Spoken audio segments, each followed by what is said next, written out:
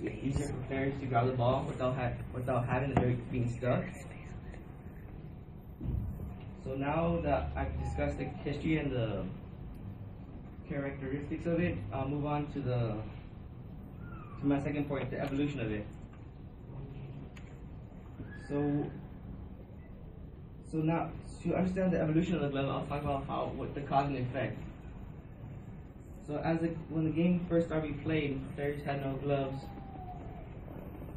and stayed back and used their hands, like in this picture, this guy with no glove using his hand. Stated by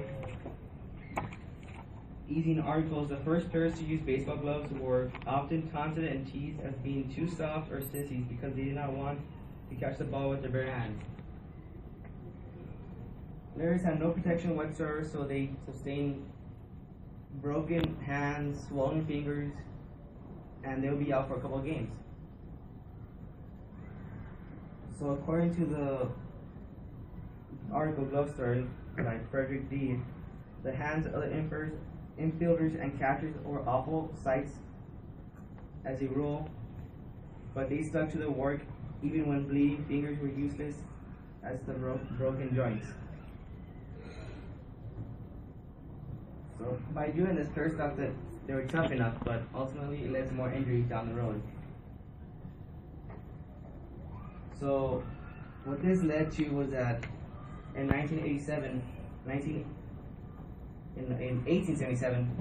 the Spalding Company came out with the first glove, which looks like a lifting weight, basically.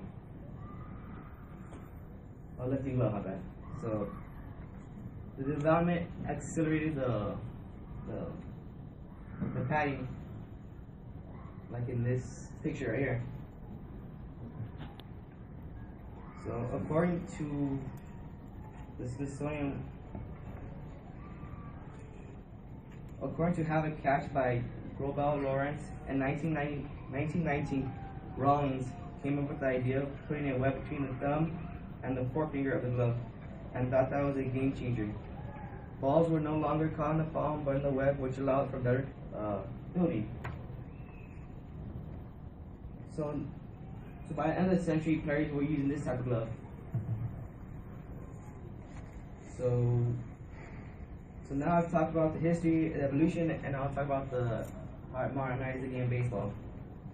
So back in the day, players had no protection whatsoever, so they used their bare hands. But as the game progressed, the players nowadays wear gloves, a couple $100 gloves from different companies like Easton, Nike, and etc.